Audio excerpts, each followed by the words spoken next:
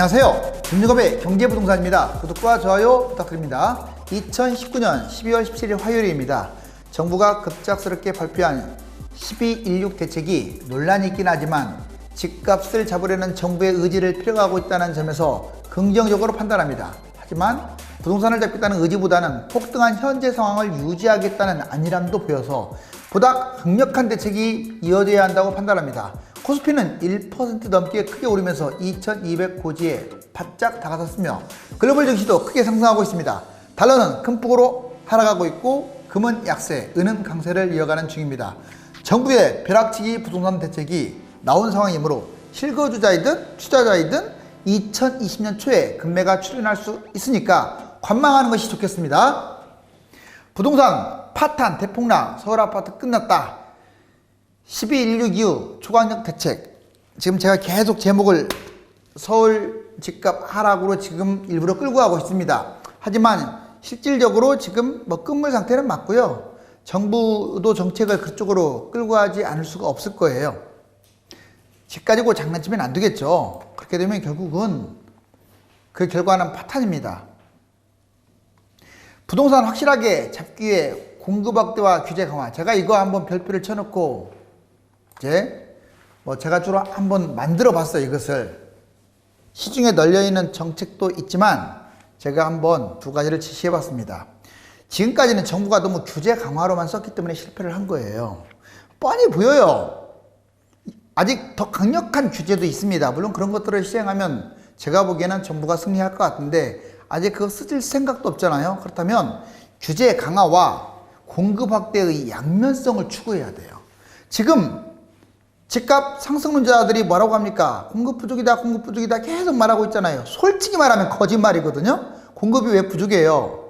지금 서울은 어차피 땅이 제한적이고 공급이 남아둔 적 없습니다. 그러면 서울은 계속 뛰어야 한다는 얘기인데 예전에 폭등했다 폭락했다 폭등했다 폭락했다 이건 뭡니까? 하지만 그런 논리조차도 잠재우기 위해서는 이렇게 하는 게 바람직해요. 보자고요. 먼저 공급 확대. 공급 확대는 크게 신규 분양만 있는 게 아니에요. 매물을 유도하는 것도 공급 확대인 거예요. 근데 이 정부가 왜 실패했냐? 주택임대 사업자 150만 명이 지금 잠겼단 말이에요. 매물이.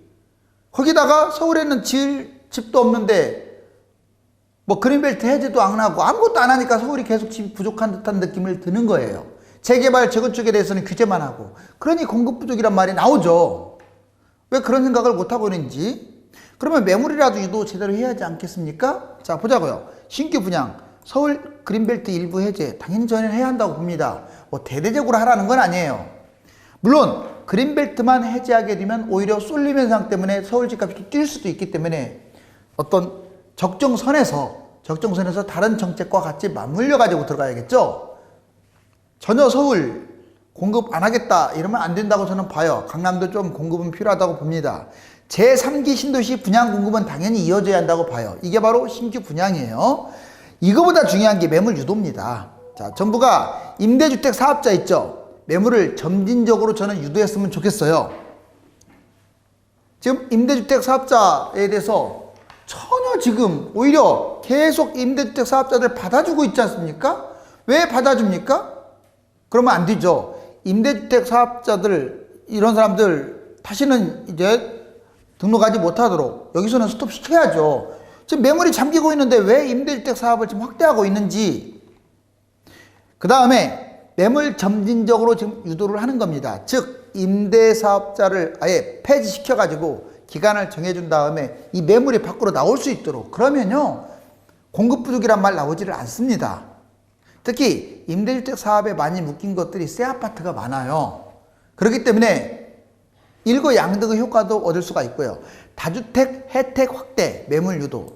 이번에 이건 좀 잘했다고 보여져요. 어찌됐거나 그동안에 강대강으로만 나갔던 즉 다주택자들에 대해서 중과세 때리고 양도세 폭탄만 때렸지 매물을 유도 안 했는데 이번에 처음으로 유도했잖아요. 좀 아쉬움이 있다면 과연 이 정도 혜택으로 다주택자들이 매물을 내놓을까 의심이 스럽거든요. 중과세만 없을 게 아니라 좀 더 일반 과세도 크게 거의 비과세까지는 아니래도 거의 세금을 크게 완화했었으면 하는 아쉬움이 있습니다.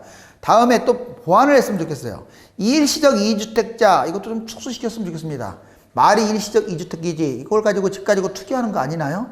부득이하게 일시적 이주택자들은 감안하더라도 저는 아예 이주택에 대한 일시적 이주택 자체를 없애고요. 주택을 하나로 가지고 하나는 세금 내서 본인들이 투자를 하든 말든 그렇게 갔으면 좋겠어요. 일시적 이주택이 줄어들게 되면요. 당연히 다주택자 수가 줄어들기 때문에 주택이 무주택자들한테 갈 확률이 높아집니다. 이렇게 매물을 유도하라고요. 임대주택 사업자 이거 지금부터 받지 마시고요. 그리고 밖으로 나올 수 있도록 유도하시라고. 다주택 매물 좀 더 혜택 더 줘가지고 더 나오게끔. 이 매물이 엄청난 매물입니다. 그리고 개개인당 일시적 이주택 하게 되면요. 이것도 많이 지금 묶이게 되거든요. 그래서 이거에 대한 혜택도 아예 그냥 없애버려라. 그 다음에 규제 강화는 지금까지 해왔던 정부가 그대로 점진적으로 진행만 잘하면 되겠습니다. 투기 금지 하나 더 추가한다면 갭 투자 아예 못하게끔 만들었으면 좋겠어요. 무슨 갭 투자입니까? 우리나라만이 갖고 있는 이 전세제도를 활용해가지고 투기하는 거 아니에요. 이거 법으로 금해도 됩니다. 뭐 영원히 금하라는 게 아니에요. 지금은 위중한 상황이기 때문에 갭 투자 아예 하지 못하도록, 특히 원정 투자 같은 경우. 그렇다면 새 아파트가 타격을 받아서 아마 집값이 안정화될 거예요. 증여 요건도 대폭 강화하세요. 이 증여하는 사람들 보면요, 대출 받아서 또는 갭 투자해가지고 이런 식으로 부담부 증여를 하는 사람들이 많거든요. 부담부 증여 폐지시켜야죠. 하고 싶다면, 증여하고 싶다면 자기 돈 다 들어가가지고 사가지고 자녀를 주게끔 해야죠. 저 말 맞잖아요? 종합규제, 세금 현실화 확대. 지금 보유세, 종부세 이거 장난치고 있어요, 현재. 언론에서는 뭐 폭탄이라는 말을 써가면서 무슨 폭탄입니까? 집값은 몇 억씩 뛰고 겨우 몇십만 원 되는 게 폭탄이나요? 대출 강력 규제, 전세자금 대출 아예 없애버리는 게 좋아요. 다주택자들 아예 대출, 특히 1주택 아예 대출을 못하게 만들어야 합니다. 그리고 각종 제도 개편, 뭐 거래신고제, 그 다음에 채권 입찰제 아주 많아요. 그러한 제도적 장치도 더 깔면 좋겠다. 이처럼 공급 확대와 규제 강화를 함께 병행하자. 정리를 하면 부동산 확실한 대책은요, 임대주택 사업을 폐지하는 겁니다. 이게 끝이에요. 결국 여기까지 가야 할 거예요, 아마. 1, 2년 비과세를 주고 매물을 다 유도하자. 다주택 임사 아예 금지. 즉 지금부터 임대사업을 받지 말라 이거예요. 지금도 쏠쏠하게 계속 받고 있는 이 정부가 집값 잡을 의지가 있나요? 양도세 혜택 유도해야겠죠, 이걸. 지금 양도세 혜택을 줘가지고 계속 다주택자가 매물을 내놓을 수 있도록 좀 더 줘야 한다고 봐요. 서울, 강남, 그린벨트 일부 해제해가지고 주택 공급을 하는 것도 필요하고요. 일시적 이주택 축소하거나 아예 없애버리세요. 비과세 매물을 지금 유도할 수 있도록. 갭투자 전면 금지. 예외사항은 물론 있을 수 있습니다. 그럼 몇 가지 사항을 제외하고는 아예 금지. 투기과열 대출 축소, 전세자금 대출 금지. 전세자금 대출도요, 아예 그냥 못 받게 해야 합니다. 전세자금 대출도 전세를 받는 게 아니라 집 산단 말이에요. 임대주택 사업 폐지하면 집값이 하락합니다. 자, 이게 가장 여러 번 지금 얘기 드리겠지만 정부 제 말 귀담아 들으세요. 알았어요? 김현미 장관 뭐 하십니까? 자, 똑바로 보세요. 나도 이 이상은 할 수 있어요. 부끄럽지 않습니까? 부동산 매물 증가, 가격 하락 안정. 중소형 아파트 가격 하락 안정. 당연히 임대주택 사업을 하면요, 매물이 증가함으로써 가격이 내려가겠죠. 중소형, 특히 서민들의 주택이 안정됩니다. 소수 부자들 혜택, 대다수 국민은 혜택, 소수 부자들은 혜택이 축소되고. 자, 소수를 위해서 지금 대다수가 희생하고 있는 형국이에요. 그게 바로 주택임대 사업자입니다. 왜 그런 일이 벌어져야 하나요? 자본주의 사회에서.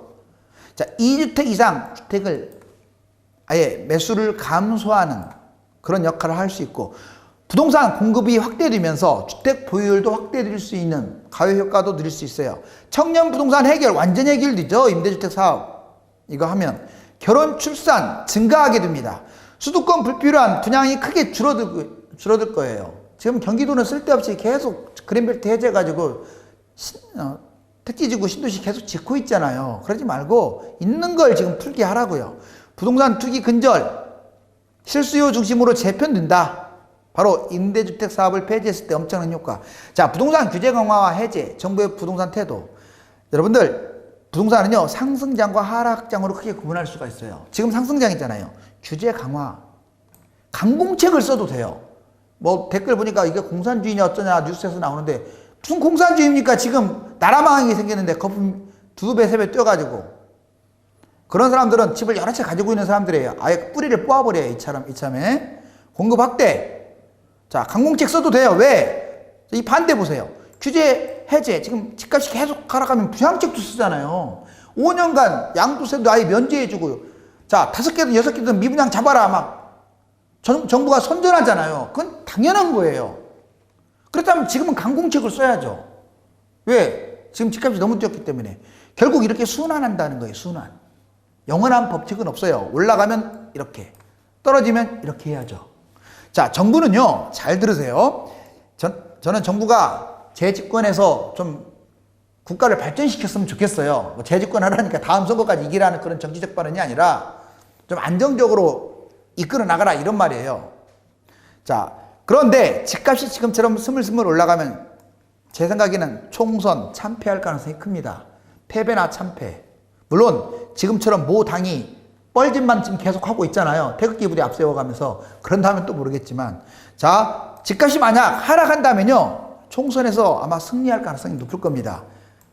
대승을 거둘 수도 있고요. 그런데 집값 올라가면요, 자, 총선 승리는 아예 기대하지도 마세요. 2017년 1월 수준으로 떨어져야 집값이 안정. 맞아요. 이겁니다. 이거 정답은. 지금 정부가 2017년에 들어왔을 때 문재인 정부가 뭐라고 했어요? 호주머니 속에 뭐 마치 엄청난 규제책이 있는 것처럼 말했잖아요. 그때도 집값이 많이 뛴 상태였거든요. 그러면 적어도 2017년 1월달 수준으로는 하락시켜야 하지 않나요? 맞죠? 2014년부터 집값이 올라왔기 때문에 14, 15, 16년이야 옛날에 떨어진 것 그대로 회복했다고 하더라도 17년부터 올라온 것들은 너무 폭등한 상황이니까 이 수준까지는 떨어뜨려야 집값 안정이라는 말을 감히 쓸 수가 있지. 이 꼭지에서 지금 왔다 갔다 하는 것을 갖다가 안정이라는 표현을 쓰고 있는 국토부. 똑바로 들어. 자, 여기 보세요. 서울 아파트 평균 실거래가 추이 보세요. 2017년 상반기 때 5억밖에 안 했어요. 5억대. 얘가 지금 8억 8천만이에요. 현재. 정부가 들어와서도 이래요. 그 이전에도 뛰었는데 4억부터 출발했죠. 이 앞에 4억부터. 4억까지 떨어지라는 말은 안 하겠지만, 자, 그렇다면 정부는 집값 안정을 위해서 서울 부동산 정상화, 평균 집값이 아마 3억은 떨어져야 할 것으로 보여져요. 그렇다면 5억 8천만 원대. 즉 무슨 말이냐? 지금 서울 중위권 가격, 평균 가격이 8억 8천만이에요. 이게 5억 8천만 정도로 확 떨어지게 되면 이제 3억짜리가 한 2억대로 떨어지고 하는 거니까 일반 서민들이 내 집 마련하는데 아주 수월해질 겁니다. 이게 바로 안정이 아니나요? 여기서 맴들고 지금 이걸 지켜내려고 하는 그런 발상을 보이면 안 돼요. 정부의 12.16 제도는 현재 시세 유지하려는 졸속 정책이다. 자, 뉴스 헤드라인을 뽑아봤어요. 다주택자 한 채만 남겨라. 대출 조이고 세금 올린다. 지금 사실상 지금 정부가 이번에 12.16 대책은 이렇게 정리해 볼 수가 있어요. 그런데 제가 보기에는 약하다고 분명히 말씀드렸어요. 국토교통부 차관 집값 이번에는 잡는다. 안 되면 추가 대책. 그래요. 당연하죠. 이걸 뭐 내년 상반기라고 왜 못 박습니까? 당장 다음 달이라도 쳐버려야죠. 자, 그 다음에 국토부 경실련. 자, 이번에 경실련과 시민단체는 오히려 자, 현재 민주당 정부하고 좀 가까운 색깔을 같이 하는 그런 단체 아닙니까? 경실련. 2016년 12월 16대책 역시 알맹이 빠진 미봉책이다. 아주 호평하고 있죠. 알맹이 빠진 미봉책. 내년 총선까지 현재의 상승세에 유지하겠다는 신호. 참 가관입니다. 지금 정도로 유지하겠다라는 신호밖에 안 된다. 시민단체들 부동산 대책 근본적 해결책이 안 된다고 비판. 즉 약하다는 겁니다. 제가 봐도 너무 약해요 지금. 그런데 지금 언론 봤더니 뭐 난립니다. 뭐 초강력 대책. 전문가들 지금 양분을 하고 있는데 전문가 많은지 모르겠어요. 저도 전문가 활동 오래 하고 있지만 이거 가지고 무슨 집값 떨어지네 어쩌네 하는 사람들 보면 한심해요. 이게 무슨 정책이라고. 자, 청와대 참모들 한 채 남기고 처분. 하태경 의원이 엉터리 정책 부당소득 토해내야. 엉터리 정책은 아니죠. 한 채 남기고 처분하는 것은 박수칠 일이지. 다만 부당소득을 토해낸다는 것은 박수치고 싶네요. 이건 청와대 1급 고위 참모들만 해당되는 게 아니라 국회의원 당신들도 하세요. 알았어요? 자, 장관들, 청와대, 국회의원 뭐 1급 아니래도요.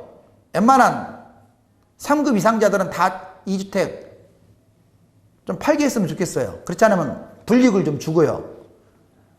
서울 시민 10명 중 6명 내년 집값 오른다. 2주택 보유세 강화. 오죽하면 6명이나 내년 집값이 오른다고 하겠어요. 수도권 집 2채 이상 청와대에서 뭐라고 했냐. 고위직 안 팔 거면 나가라. 초강수. 이건 잘했다고 봐요. 박수. 자, 공급 해법 빠져 효과가 제한적이라는 전문가들의 의견이 있고 다주택자 매물로 단기 안정. 보세요. 벌써 다주택자 아까 제가 공급정책에서 다주택자 매물 혜택 아직 중과세만 없앤 거지만 벌써 그 얘기 하잖아요. 전문가들도 그러니까 이런 걸 원하는 거예요. 공급 확대를. 정부는 이것 갖고 태부적이라는 거 아시죠? 당장 주택임대 사업 폐지해가지고 매물 유도하십시오. 분양가 상한제 322개 동과 12.16 부동산대책 핵심 내용을 보면 그 전에 자 여기 지금 어떻습니까? 아주 파랗게 되어 있죠. 하남시, 풍산, 신장, 덕풍, 창우, 그 다음에 과천, 주암, 중앙, 부림, 별양, 원문, 그리고 광명, 철산, 광명, 하안, 소화, 그 다음에 이 서울 지역, 뭐 노원, 동대문, 성북, 은평, 강서 여기까지 포함시킨 거예요. 핵심 부분이니까 12월 17일부터 시행하는데 15억 초과 아파트 담보대출 전면 금지. 이건 정말 잘했어요. 왜냐하면 15억 이상의 아파트 대출이 안 되면 이 집값부터 떨어질 거예요. 아마. 그러면 고가 아파트에서 저가 아파트로 순차적으로 떨어지거든요. 분양가 상한제 서울 8구에서 18구, 경기 3개시로 확대. 이제 성남시라든가 안양시 이런 데도 확대시켜야 한다고 봐요. 2020년부터 적용. 종합부동산세 0.01에서 0.8포인트 인상. 2020년 6월까지 다주택자 양도세 중과 6개월간 배제. 바로 이게 키포인트죠. 미지근한 종부세 강화, 변함없는 임대 등록 혜택. 그래도 내년까지 이렇게 보면 지금 현재 17억 정도 공시지가. 그렇다면 대략 얘는 20억이 넘어가겠죠. 17억짜리 반포자에 보니까 1057만 정도 재산세 플러스 종부세를 냅니다. 이게 종부세와 재산세는 다른 말로 보유세라고 그냥 표현할게요. 종부세, 보유세 해가지고 그렇게 냅니다. 자, 그 다음에 레미안 대치 팰리스. 지금 공시 가격은 내년 기준으로 23억 6천만 원대인데 1,700만 대. 그 다음에 반포 아크로 리버파크. 공시 27억인데 2,200만 대를 냅니다. 잠실헬스. 공시는 14억. 현재가하고 많이 차이가 나죠? 자, 어찌됐거나 내년에 760만. 한남더일. 공시가 35억대인데 4,167만. 역시 금액이 커질수록 많이 내죠? 하지만 이건 지금 고가 아파트나 하는 얘기고요. 아직도 지금 강남의 상당수 아파트들, 제가 보기에는 혜택이 지금 너무 많아요. 또 계속 때려야 합니다. 축소든 임대등록 혜택. 제가 이게 축소시켰다고 해서 뭘 얼마나 축소시켰나 봤더니 이 주택임대 사업 혜택만 하는 거예요. 취득세, 재산세 혜택. 수도권 공시가격 6억 원 이하로 제한. 이게 무슨 혜택입니까? 그리고 6억 원 이하가 서민 아파트인데 이거 무슨 혜택을 왜 줘요? 정부는 참 말도 안 되는 얘기를 하고 있죠. 이게 서민 아파트인데 혜택 왜 주냐고요. 서민 아파트 가지고 장난치고 있는데. 미성년자 등록 제한. 이거 당연한 거 아니에요. 이거 무슨 혜택이라고 이걸. 임대사업자 의무가 막 뭘 강화했다고. 별거 되지도 없구만. 내년 상반기 중 등록 임대사업 의무 위반 합동점검. 뭐 점검하는 게 혜택입니까? 하나도 없어요. 혜택. 그래놓고 주택임대사업에 대해서 뭐 약점 잡혔습니까? 아니 약점 잡혀서 한번 제가 물어볼게요. 자, 뒤에서 또 한번 얘기하자고 이거. 임대주택 얘기 보자고요. 지금 2015년에 13만이었던 게 44만까지 늘어났고요. 지금 주택수는 143만으로 기하급수적으로 늘어났죠. 근데 재미있는 게 이거 몇 번 했지만 최상위 1% 4,134명이요. 25만 채를 갖고 있어요. 4,000명이 25만 채. 약 20%를 차지하고 있어요. 1%가 20%를 차지하고 있다고요. 이 사람들이 거머리처럼 서민들의 주택을 핏바라먹고 있다고요. 무슨 약점 잡혔습니까? 1%한테? 왜 1%한테 이렇게 주택임대 사업을 못 줘서 안달이나요? 국토부 한번 대답 좀 해보세요. 정말 틀렸나요? 1%가 무려 25만 채를 갖고 있는데 이거 그 다음에 10%까지 올려볼게요. 약 4만 명 정도 쓰는데 71만 채. 전체 약 53.4%.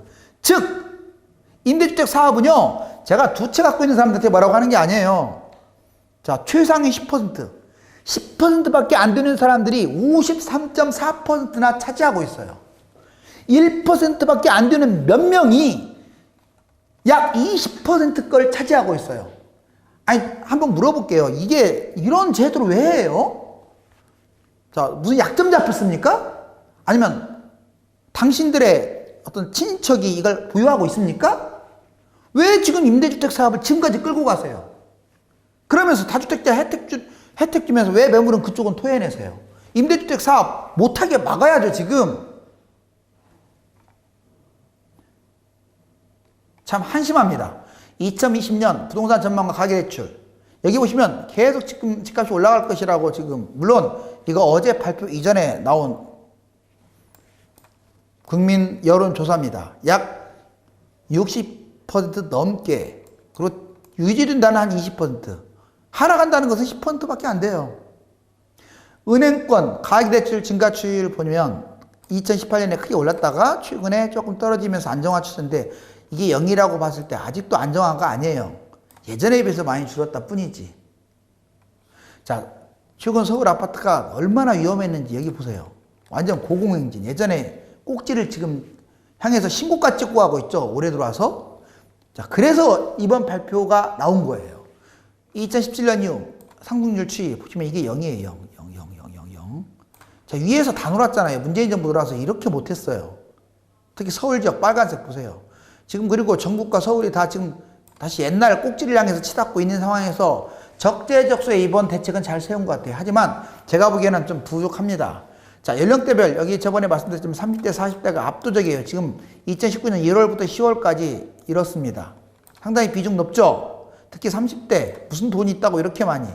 그러면서 아기는 낳지 않아요. 0.98명.